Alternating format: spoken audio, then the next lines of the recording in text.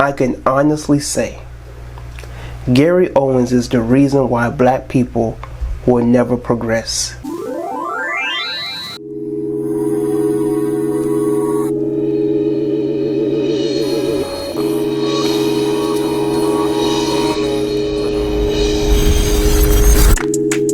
Ooh, I bet they can't stand me. Ooh, I bet they can't stand me. So Gary Owens made a comment under the live stream where Jeezy and Gucci Mane was having a little battle, and he said that I want some Hennessy and a Black and Mild for some reason watching this. There was a lot of speculation going on Twitter. Don't even really get on Twitter like that, but there was a lot of people on Twitter going back and forth on whether that particular comment he made is racist or something like that. Looking throughout the comments, I can honestly say Gary Owens is the reason why black people will never progress. Now let me explain. The reason why I say that is because black people have a short-term memory loss. Black people have a short-term memory loss. We are easy to forget anything that white people do to us, and even with other races of people. But we'll never forget what Daquan did across the street when he stepped on my Jordans. We'll never forget what LaShante did when said this about me and said that about me. We're easy to cut off our own people and even our own family, but we're easy to invite other sets and other races of people within our organization, and we'll give up our blackness. We'll give up our blackness and put it on them. We'll take our imaginary black card and give it to them. I've even seen certain things where they'll say to a certain white person that, you know, takes a knee or says something about black people and their so-called injustice in this society, and they'll say, oh, he can have the first plate, he can make the first plate at the cookout, I'll make his plate for him, and you know, all this hoopla that I've seen concerning white people doing the bare minimum, the white people that come off sincere, you know, the white people that act like a fox, and so on and so forth. And so when you see Gary Owens, who has a black wife and biracial kids and so on and so forth, black people feel like, oh, he understands us. He has a right to speak on things that concern us and our issues. Now, it's very ironic that we're able to have people who do not reflect us or look like us to speak for us. But you have other races of people, they will never let that happen. You'll never have a Mexican, you know, be in agreement with somebody outside of their race speaking for them. You'll never see it with the Asians. You'll never see it with the Arabs. You'll never see it with the Jews.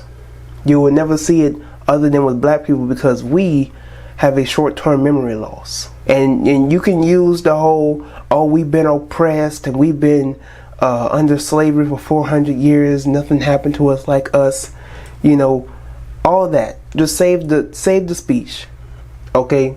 Because at this point in 2020, at this point, black people do not have an excuse. Now, you may disagree with me when I say that, but at this point in time, with the information that we have today, and I'm not being insensitive to certain people's conditions and how people were raised and so on and so forth, but I'm just speaking generally.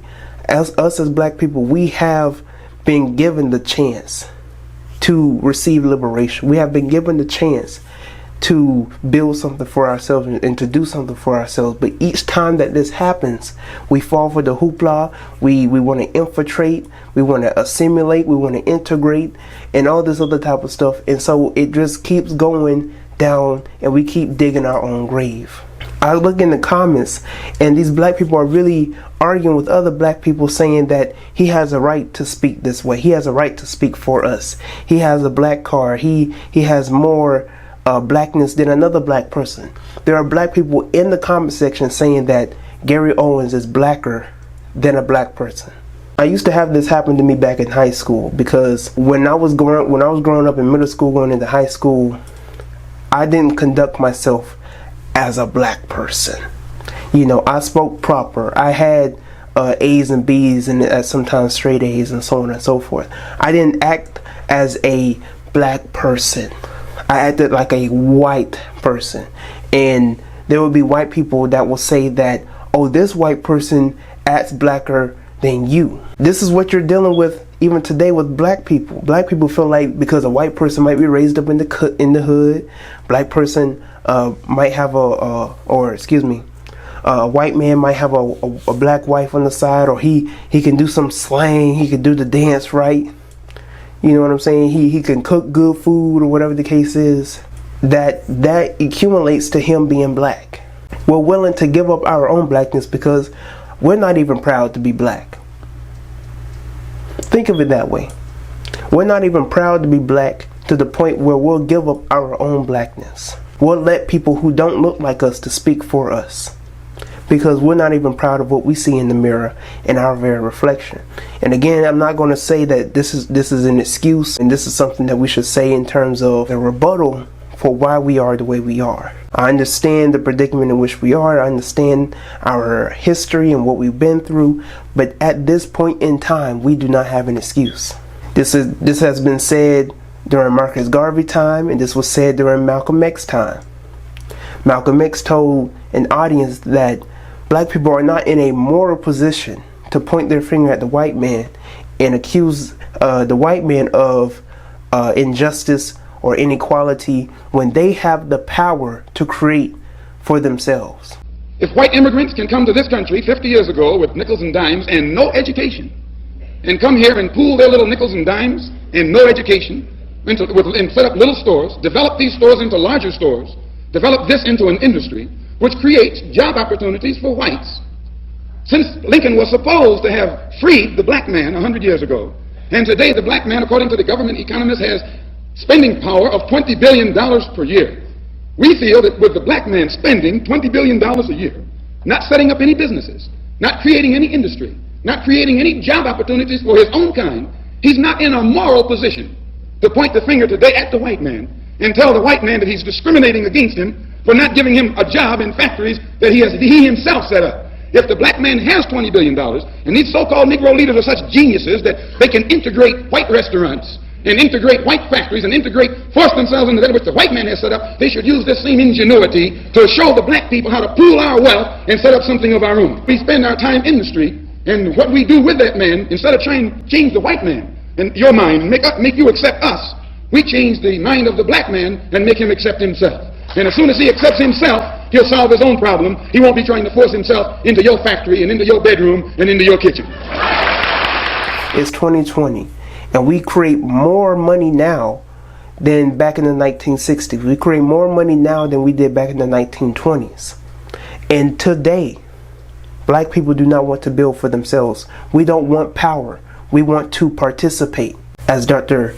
Umar Johnson said, we don't want power. We want to participate. Until black people get this mindset in which they want to do something for themselves and build for themselves, then we're going to keep going through this cycle, because people keep, when is this going to end? We're tired of being killed in these streets. We're tired of being disrespected. Nobody's going to respect you if you are a person begging on your knees for your life to matter. Nobody's going to respect you that way. Black people will never progress because we always want to be best second.